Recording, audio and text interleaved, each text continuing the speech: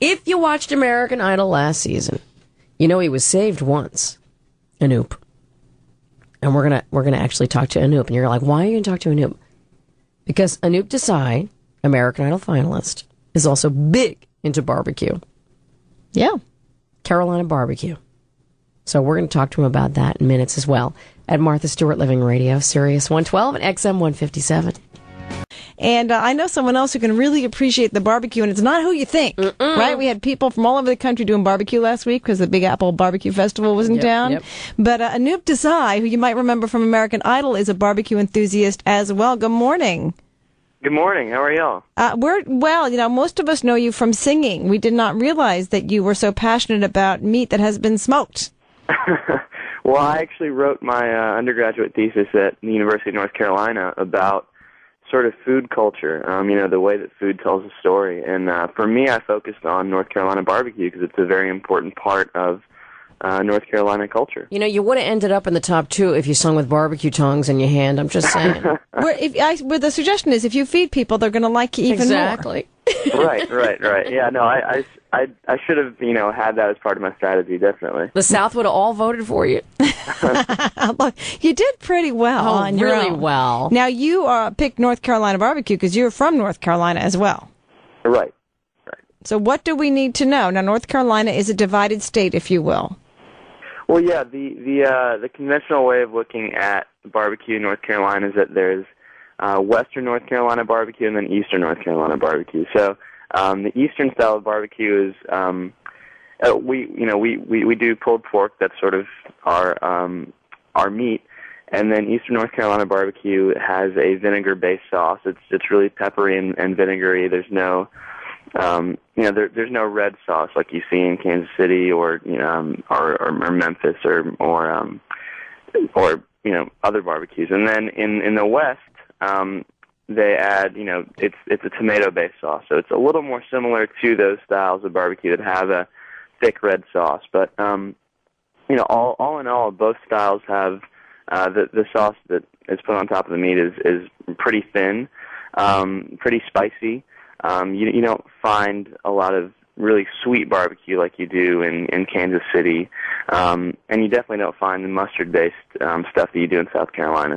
We have a lot of people that listen from North Carolina, and so I would love to hear them defend their area of North Carolina. Oh man, it is a pretty big deal down there, and I mean everyone sort of has their favorite place, their favorite style. I mean, I like it all personally because I think it all tastes great. Yeah, but do you like shoulder or you like whole hog? You don't care?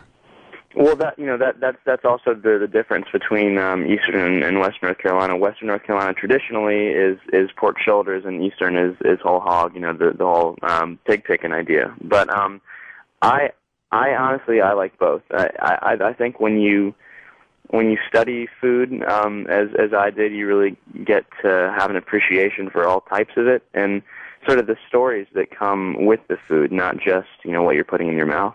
How is it, Anoop, decide that you got away with writing a thesis on food, specifically barbecue? Only in the South could you do that. If you came to Connecticut, forget it.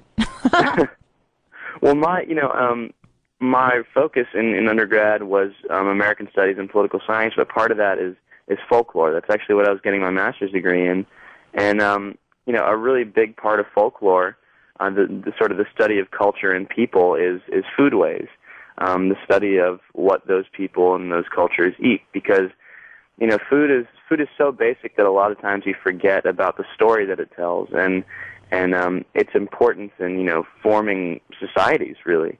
And if you know what someone eats, it can tell you a lot about that person. The adage "you are what you eat" is, to some degree, really is true in that sense because it tells about a person's experience in the present, their cultural experience in the past, and sort of, the way that culture is moving.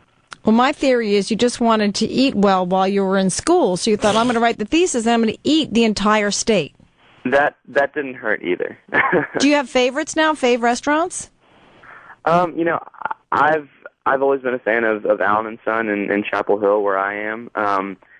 I know that it's been featured in probably every magazine and travel show, ever, but it's my hometown barbecue joint, and so I enjoy it a lot. And then Allen & Son is more sort of the Eastern style of barbecue, and then I really love Lexington barbecue too in Lexington, North Carolina, sort of an example of the Western style. And with both of those places, like I said, they aren't just places to eat. I go in there and I'm treated like a regular customer, like family, and it really is a great environment to be into. And everyone that goes into those places, there are people that been going to the same place, every Wednesday and Thursday or whatever for the past 30 years.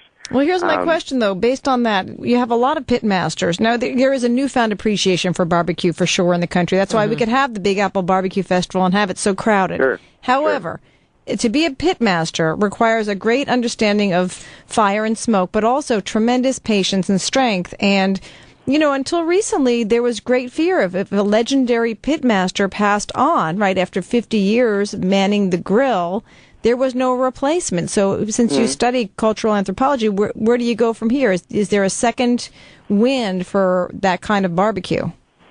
Well, it really does depend. I mean, in a lot of areas, there are environmental laws that have recently come on the books, so that type of barbecue, if a pit master retires or passes away, what have you, you can't have that type of barbecue anymore because states aren't very eager to have a lot of smoke every day going into the air, and people start complaining about it and whatever. But it really does depend where you are. For example, Mr. Allen over at Allen & Son that I was mentioning,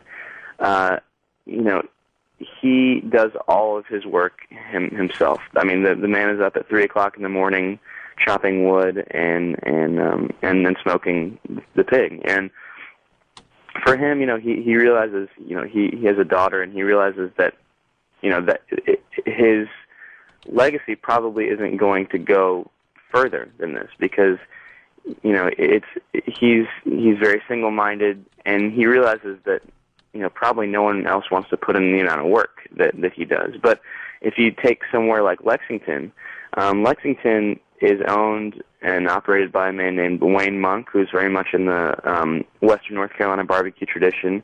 Sort of the second generation, and now the third generation is coming into its own. But at Lexington they have different pit masters. The pit masters aren't part of the Monk family, but they work for the Monk family.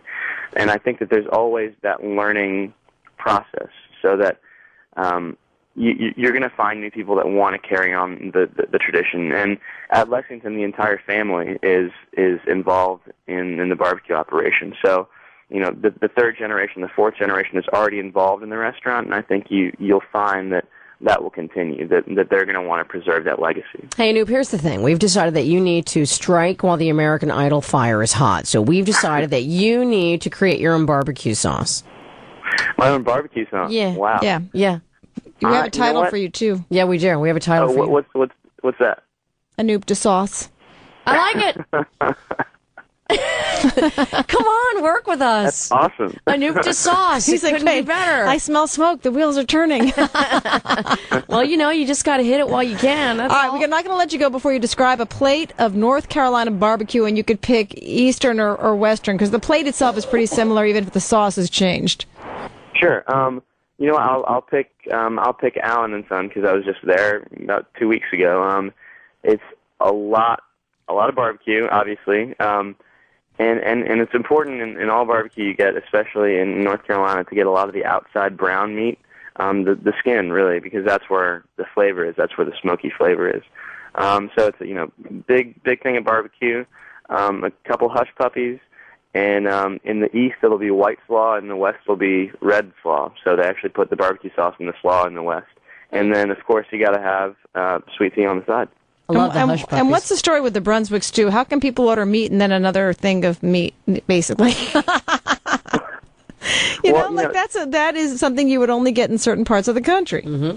Yeah, and it's actually a funny story how sort of how Brunswick stew has evolved, because before it was, when Brunswick stew was, I guess, invented, or it was a way to sort of get everything that you had and just put it in one pot. So that, people would put squirrel meat in there and all the vegetables they had, and pretty much everything they had, and they'd put it in a pot and cook it, and that was your meal. But now it's become, in certain parts of the country, it's become sort of, you have to have it. I've never been a huge Brunswick stew fan, but I like it. It's cool for what it is, I guess. And you're cool, Chew, and we're glad you came on to talk about barbecue. Anoop Desai, American Idol finalist. I can't wait to hear what you're going to do next, my dear. Thank you so much. I'm working hard on it. Food or music and Anoop de sauce to come. I'm telling you, it's got potential. We're just saying. You have yourself a great day. It's 40.